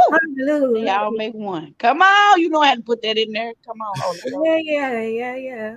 Come on. So pray, get your therapist. Pray, get your therapist. Okay, so this is the word. What's the I gotta find it. Hold on. Oh yeah, here you go. No, it's So what? this is the word for those who will be participating in this drawing. I had to find the Gosh. hashtag. I'm like, what the hashtag at? So I'm looking through my mic, y'all, trying to find a hashtag. It's just Through the slow right mic. Through through the the Mhm. mic. mic. You heard it, right? Through Okay. through the mic, trying to see. Y'all, I got X-ray vision. Y'all didn't know that. Baby, you should be part of the X-Men. Man, Mm. I secretly am. So when I disappear, we know we're going up in our thing. We do, we doing what we do. My So God. Mm. hashtag help is the word I need y'all to type in. Once we get everybody to type in hashtag help, then we're gonna do our drawing. All right. $25 gift card. Come on, good people. Hashtag help.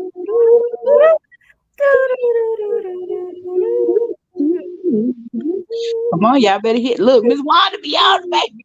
Miss Wanda ain't playing with y'all. I'm telling We got 4 entries. We got 5 people on here.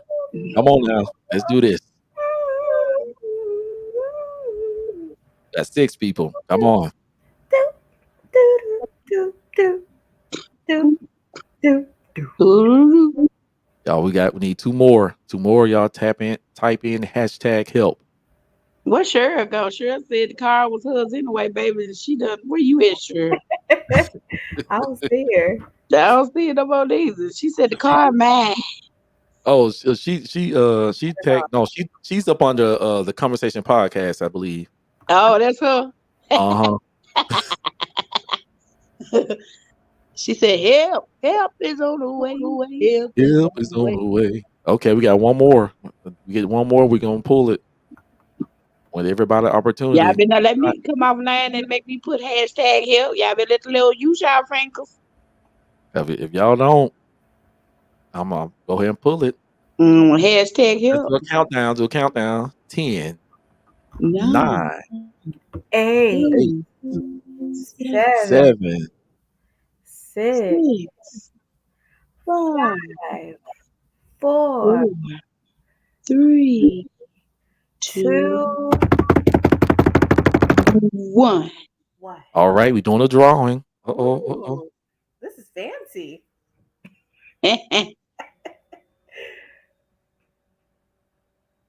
Oh my God. Woo! Oh my 100 God. point. Did Oh you win my again? Oh my God. gosh. Yes. Oh, she won again. Oh. She won. Lord. She won. Miss Wanda, what Auntie, you want us to do? Do you want us to scroll again? Cause she gonna win every weekend. Y'all better. look, she's a, and she didn't know we was doing a giveaway today because I didn't post it. Y'all know. My pastor said congratulations, favor. But Hallelujah. she don't know Exactly. what to say, baby, because she Stay be right getting them there. every week. Lord, but auntie's like, Lord. One while I thought it was gonna be Sherelle. I did too. It slowed down through there. That joker just, y'all, we Oop. ain't got no control over the thing. Just let y'all know. Auntie said, yep, favor. Auntie, go run around the house, hit my uncle side the head, and tell him God did it again. Y'all, let's congratulate Wanda Tate on her winning this gift. Bro, she's, boy, I tell you. Y'all better Wanda, get hot on it. I really believe y'all think I be faking about these gifts. Y'all be slow responding. They look now they want to log off like I didn't win. That's okay. But Uh, Ooh, well, we have been on here almost 2 hours. yes. mine, what? This been a fire Yes. conversation. Like, we so I want to say this. For those who want to give, you can cash app us at $ rare image number 26. If you have any questions about our packages, hit us Too up, late, Marlon. Too late, Marlon. email us. Yeah, he too late. Email us at rareimage26 at Gmail. Wait a minute. No, that's not what it is. If you'd like to partner with us, you can fill out this job form. Now, if you have any questions about our packages, you can email us at rareimage26 at gmail.com. Listen, we want to let y'all know we love you. We appreciate you. Thank you for jumping in this conversation. Y'all, let's give a round of applause to our guest, Miss Tabitha C. Woo-hoo-hoo. Definitely have been a good guest on tonight. Said a lot of things. Now I'm gonna go back and listen to it because she said a whole lot of stuff. I'm gonna write this stuff down. And Jonisha she's just a book. That's all she is. She's a book. Just says so much powerful and giving so much powerful points. Um, this has definitely been good. If you want to give, there's ways to give. Sponsors is platinum 60, gold 40, silver is 20, bronze is 10. Scan the QR code, it'll go directly to a page. We don't see any of the information that you put in there. It goes straight to the bank. Everything is encrypted. Did I say the word right? Encrypted. Yes. Okay. Mhm. All right, so we about to go out of here. We love you all. It's been almost 2 hours. Yeah, we talking longer and longer. Getting better. I'm just playing. But anyway, y'all, good night. We love you. In Jesus' name. Father, we bless you. We give your name the glory. God, touch everybody that's listened to this podcast on tonight. God, those who are dealing with depression, where they are active, depressive, or they're in a low place, God, allow them to see that there's a light at the end of the tunnel and there's a door that lead out of the room of their depression. In Jesus' name, amen. All Amen. right. Amen. Peace out, good people. Bye, everyone. Peace Peace. in the middle.